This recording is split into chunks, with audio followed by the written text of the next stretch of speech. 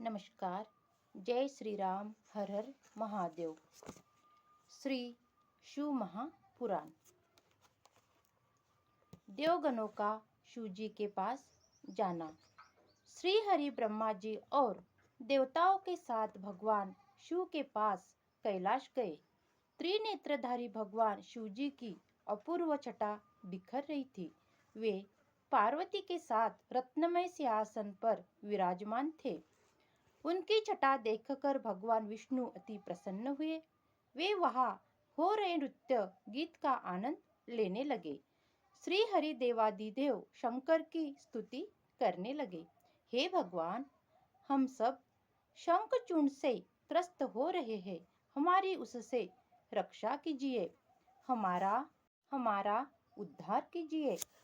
भगवान शंकर श्री हरि से बोले, मैं शंखचूर्ण को अच्छी तरह जानता हूँ। वह राधा के श्राप के कारण राक्षस बना है। वह श्री कृष्ण का पूर्व जन्म में मित्र था।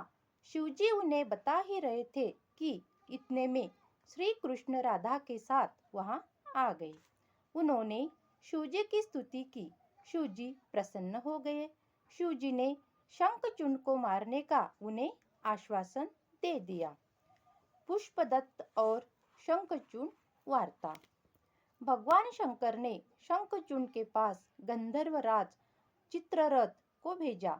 शंखचूर्ण का नगर महेंद्र और कुबेर के भवन के पास था। वहां पहुंचकर दूत ने शंखचूर्ण से कहा, मेरा नाम पुष्पदत्त है।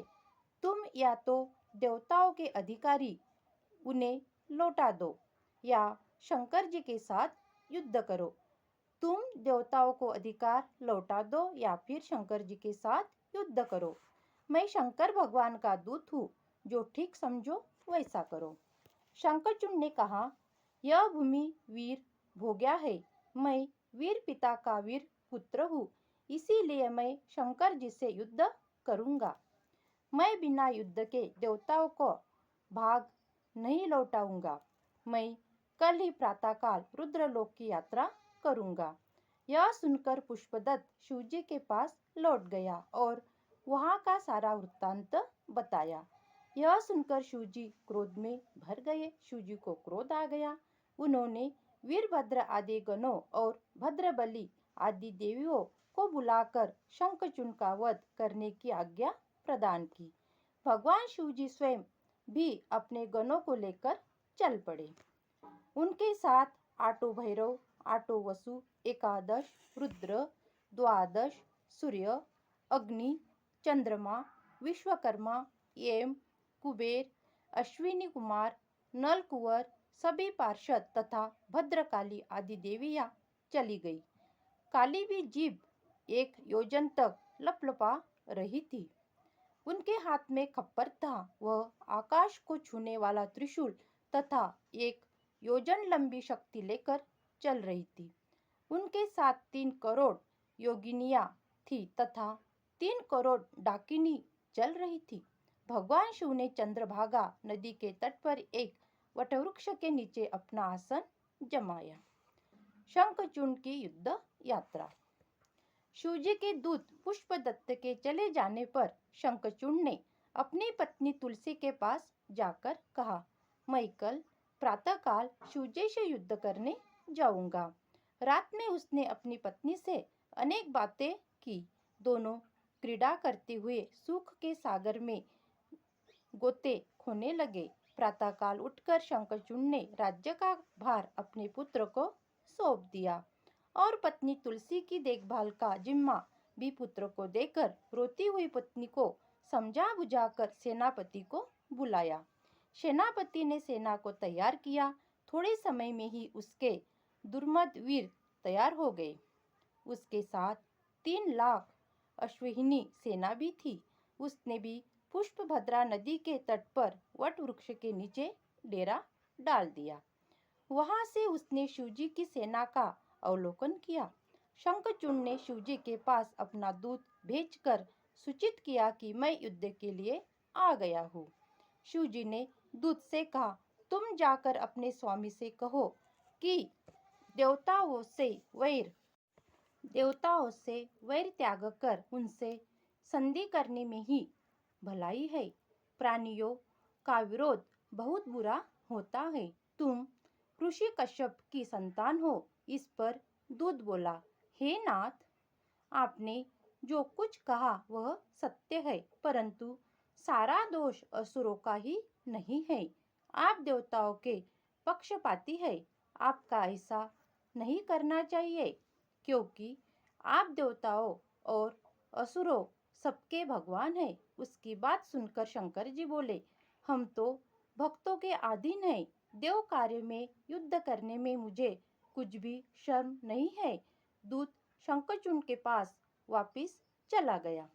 दूत ने शिवजी की सभी बातें शंखचूड़ को बताई।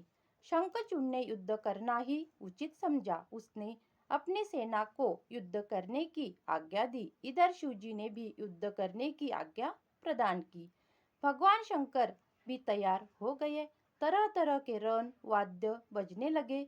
दोनों पक्षों के वीर भयानक मारकाट करने लगे। महेंद्र का वृक्ष परवा के साथ युद्ध होने लगा।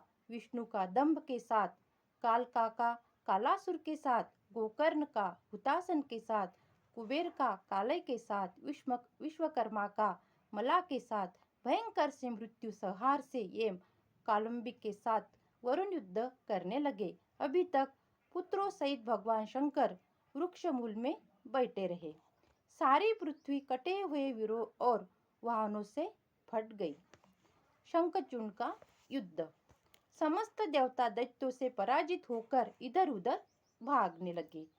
क्रुद्ध देवता भगवान शंकर के शरण में गए। तब भोले शंकर कुपित होकर युद्ध करने को चल पड़े। वे युद्ध में पहुंचकर अक्षौहिणी सेना का संहार करने लगे। इधर देवी काली भी दैत्यों को मार मार कर उनका रक्तपान करने लगी। स्कंद ने भी सैकड़ों बाणों से दानवों का संहार कर डाला। जो दानव बच गए वे डर कर भाग गए। शंखचूड़ अपनी सेना का संहार होते देखकर स्वयं युद्ध करने लगा।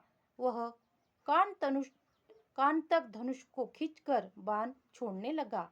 इससे युद्ध के मैदान में अंधकार छा गया। उसकी इस माया को शिवजी के गण और देवता भी नहीं समझ सके। शंखचूड़ ने स्कंद पर शक्ति का प्रहार किया। इससे शंखचूड़ के रथ को स्कंद ने चकनाचूर करके उसके कवच, कुंडल, किरीट आदि को उद्ध्वस्त कर दिया। शंखचूड़ ने स्कंद पर शक्ति का वार करके पृथ्वी पर गिरा दिया। काली स्कंद को उठाकर शिवजी के पास ले गई। शिवजी ने उसे जीवनदान प्रदान किया और युद्ध करने लगे। वीरभद्रा और शंखचूड़ में घोर युद्ध होने लगा। काली दानव वीरों को चबाने लगी। भद्रकाली शंखचूड़ युद्ध। देवी भद्रकाली युद्ध के क्षेत्र में भयानक सिंहनाद करके गर्जना करने लगी। उनकी गर्जना से अनेक दानव मूर्छित हो गए। विकराल दांतों वाली चंडी राक्षसों का रक्तपान करने लगी। शंखचूड़ स्वयं काली के साथ युद्ध करने लगा। काली ने शंखचूड़ पर बाणों की वर्षा की, जिसे शंखचूड़ ने शांत कर दिया। इस पर काली ने नारायण अस्त्र चलाया। इस पर शंखचूड़ ने रथ से उतरकर नारायण अस्त्र को प्रणाम करने लगा। इससे वह अस्त्र शांत हो गया। अब देवी ने ब्रह्मास्त्र का प्रयोग किया, परंतु शंखचूड़ ने उसे भी शांत कर दिया। देवी काली शंखचूड़ द्वारा छोड़े गए बाणों को चबाने लगी। देवी काली घोर गर्जना करने लगी। इससे राक्षस सेना भयभीत होकर भागने लगी। अब देवी काली ने पाशुपत अस्त्र चलाया, परंतु आकाशवाणी ने उसे रोक दिया, क्योंकि शंखचूड़ की मृत्यु पाशुपत अस्त्र से नहीं होनी थी। धीरे धीरे देवी भद्रकाली 100 लाख दानवों का भक्षण कर गई। वह शंखचूड़ को भी खाने के लिए दौड़ी, परंतु शंखचूड़ ने रौद्रास्त्र से उसे रोक दिया। शंखचूड़ ने देवी भद्रकाली पर अनेक वस्त्रों का प्रयोग किया, परंतु उन्होंने उन सबका खंड खंड कर दिया तथा उसके चक्रादि को लील गई।